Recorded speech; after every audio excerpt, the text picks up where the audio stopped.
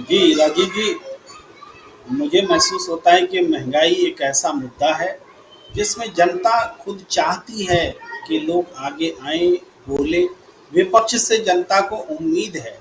जनता सोचती है कि लोग पार्टियाँ बोल क्यों नहीं रही? ये बेचैनी जनता में दिखती है और आज जब कांग्रेस बोल रही है, तो एक खुशी जो है कि कम से कम कांग्रेस लड़ती हुई दिख रही है, बोलती हुई दिख रही है। जो उम्मीद थी, जो बहुत पहले से एक्सपेक्ट कर रही थी कांग्रेस से, ये काम और भी पहले होना चाहिए था और ये मानना पड़ेगा कि ये काम देरी से हो रहा है। तो इसमें आंदोलन कब होता है? आपका जो मूल प्रश्न है कि क्या आगे इकट्ठा होगा, ये आंदोलन मजबूत होगा? प्रशांत टंडन जी ने कहा आगे 6 महीने में जो बड़ी गोलबंदी दिख सकती है। उसका जो कारण मुझे दिख रहा है वो यही दिख रहा है कि आंदोलन तभी होता है जब जनता चाहती है। नेता के चाहने से आंदोलन नहीं होता है। नेता तो जनता को एकजुट करता है, दिशा देता है। पार्टियां भी विचारों के साथ लैस होकर के दिशा देने का काम करती हैं। तो ये ठीक ऐसा समय महंगाई को लेकर के है। इसको मैं इसलिए भी बोल रहा हूँ कि अभी अभी जब हम लोग डिबेट कर रहे हैं तो अमित शाह जी का बयान चल रहा है और अमित शाह जी ने बहुत महत्वपूर्ण उनका बयान है इस मायने में कि वो इसी खतरे को भांप रहे हैं और वो महंगाई के मुद्दे से डाइवर्ट कर रहे हैं कांग्रेस के पूरे आंदोलन। वो कह रहे हैं कि आज की तारीख 5 अगस्त की है। 5 अगस्त को राम जन्मभूमि का शिलान्यास हुआ था और 5 अगस्त को ही जम्मू कश्मीर 3 भागों में बटा, अनुच्छेद 370 हटा। तो कांग्रेस जो है काला कपड़ा पहन करके जो प्रदर्शन कर रही है, तुष्टीकरण की राजनीति कर रही है। ये अमित शाह रहे हैं। तो समझिए बात कहाँ है। वो फिर से पूरे मामले को धर्म पर ले जाना चाहते हैं, हिंदू मुसलमान पर ले जाना चाहते हैं। क्यों? क्योंकि महंगाई के सामने उनके पास कोई जवाब नहीं है। आप किसी भी चर्चा में देख लीजिए, कहीं भी बीजेपी नेता को बोलते देख लीजिए, अनाप शनाप बोल देते हैं, लेकिन उसका जवाब नहीं देते कि महंगाई पर क्या कहना है। अब महंगाई पर देखिए किस तरह की बातें बोली जाती हैं कि महंगाई तो अमेरिका में भी है, महंगाई तो यूरोप में भी है, महंगाई की दर हमारी उनसे बेहतर है। लेकिन आप ग्लोबल महंगाई को ही देख लीजिए। एवरेज ग्लोबल महंगाई क्या है? एवरेज ग्लोबल महंगाई से क्या हम नीचे हैं या ऊपर हैं? तो निश्चित रूप से हमारे देश में एवरेज ग्लोबल महंगाई की जो दर है उससे हम खराब स्थिति में हैं। अब उसके बाद हमने पूरी इसकी काउंटिंग की, कम से कम 65 देश ऐसे हैं राजीव जी, जो कि भारत से बेहतर महंगाई दर यहाँ पर है, यानी कम है, भारत से कम है। बेहतर यहाँ पर आंकड़ा, महंगाई दर जितना कम होगा आंकड़ा उतना बेहतर मानेंगे। तो भारत से बेहतर जो है वो 65 देश। हम उनका उदाहरण नहीं देते, हम चाइना का उदाहरण नहीं देंगे, हम जापान का उदाहरण नहीं देंगे, हम नेपाल, भूटान, इवन बांग्लादेश का उदाहरण नहीं देंगे, मलेशिया और आपको का उदाहरण नहीं देंगे, वियतनाम का उदाहरण नहीं देंगे। ये सारे देश जो हैं ये सब हमसे बेहतर महंगाई दर वाले हैं, लेकिन हम उदाहरण क्या देंगे जहां सबसे ज्यादा है। क्या आप, ये आदत सी बन गई है।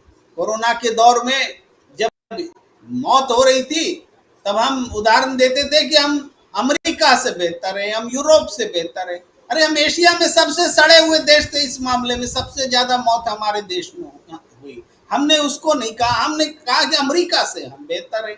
और बेहतर क्या है वो भी आंकड़े दबाने में।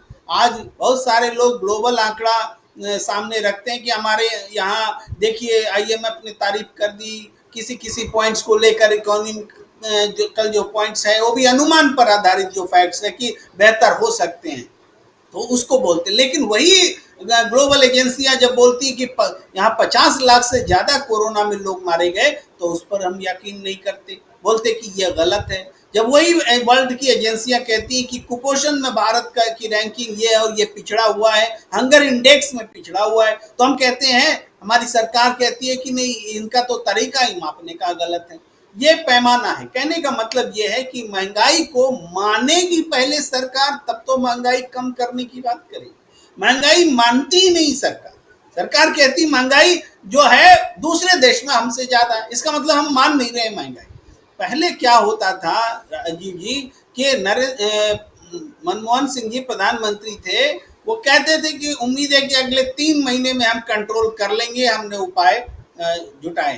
3 महीने बाद फिर नरेंद्र मोदी जी पूछते थे कि देखिए नरेंद्र मोदी जी मनमोहन सिंह ने ये वादा किया था, कहाँ महंगाई कम हुई। तो एक सरकार जवाब देती थी और विपक्ष उसको अकाउंटेबल बनाने की कोशिश करता। लेकिन आज क्या है, सरकार बोलती ही नहीं है कि हम महंगाई कम करेंगे या महंगाई को नियंत्रण में कर लेंगे। वो जब हम बोलेंगे ही नहीं तो आप हमें झूठ कैसे ठहराएंगे? तो क्या आप सच्चे हो जाएंगे इससे? अगर आप बोलना बंद कर देंगे इस पर और कहेंगे कि हम सच्चे हो गए, तो आप सच्चे नहीं हैं। महंगाई जो है चरम पर है, जनता का सीधे तौर पर ये सख्त ऐतराज है, इस महंगाई पर गुस्सा है, नाराजगी। आप बात करके देखिए, सड़कों पर हर लोग नाराज हैं महंगाई को लेकर के। और ये सही मौका है राजीव जी कि ये सारे लोग, सारी पार्टियां इसी मुद्दे पर कंसंट्रेट करें। अमित शाह क्या बोल रहे हैं उस पर बिल्कुल जवाब ना दे। वो 5 अगस्त को क्या हुआ था, राम मंदिर का शिलान्यास हुआ था कि दोबारा हुआ था, कि होना चाहिए कि नहीं होना चाहिए, इस पर बिल्कुल बात ना करे। सिर्फ और सिर्फ महंगाई पर बात करें तो जाकर के उनके मकसद को धकेला जा सकता है पीछे और जनता को जोड़ा जा सकता है। ये टसल अभी चलेगा कि महंगाई से सरकार हटाना चाहेगी, दूसरे मुद्दों में उलझाना चाहेगी। और एक बात और अच्छी रही, देखिए महंगाई से अगर कांग्रेस जुड़ी तो देश का कोई टेलीविजन चैनल क्या स्क्रीन से हट पाया? क्या राहुल गांधी से हट गया कि प्रियंका गांधी से हट गया? वो सारे संघर्ष के विजुअल जो है कैद हो गई, जनता की नजरों में कैद। तो ये काम अगर कांग्रेस कर रही है तो यही वो काम है जो कि करना चाहिए था और आगे भी करना पड़ेगा। इसके बगैर अब कोई रास्ता नहीं है। थोड़ा सा और बोलना चाहते हैं संक्षेप में कि लोकतंत्र बचाने की बात जो राहुल गांधी कह रहे हैं, वास्तव में अभी लोकतंत्र जो है ये खतरे में नहीं, खत्म वाली स्थिति में पहुंच गया है। आप प्रशांत टंडन जी ने ठीक याद दिलाया, ईडी को चलती हुई कार्रवाई से, राज्यसभा से ईडी ने मल्लिकार्जुन खड़गे जी को बुला लिया, उनसे पूछताछ कर ली। अरे विशेषाधिकार का क्या हुआ? सदन के विशेषाधिकार का यह हनन हुआ है। भले आज उपराष्ट्रपति ने इसकी सफाई दी है कि हम नहीं रोकना चाहते थे, क्योंकि दीवानी मामला और फौजदारी मामला जो होता है उसके हिसाब से विशेषाधिकार तय होते हैं। दीवानी मामलों में होता है और फौजदारी में जांच एजेंसियों को अधिकार होता है कि वो जांच करें। प्रश्न ये दीवानी फौजदारी का नहीं था। मल्लिकार्जुन खड़गे पर कौन सा ऐसा केस दर्ज हो गया कि उनको समन करना, और भी उस वक्त जबकि सदन चल रहा हो, बीच में उठ करके सदन छोड़ करके जाना पड़ रहा है। इसका मतलब है कि संसद की सर्वोच्चता खत्म हो गई है। संसद की सर्वोच्चता अगर खत्म हो गई है तो लोकतंत्र खत्म हो गया है। यहां पर मैं डिफाइन करना चाहता हूं क्यों राहुल गांधी जो कह रहे हैं लोकतंत्र खत्म हो गया है, तो आज बोलने का अवसर है कि लोकतंत्र खत्म हो गया है, क्योंकि संसद की सर्वोच्चता प्रतीकात्मक रूप में खत्म हुई है।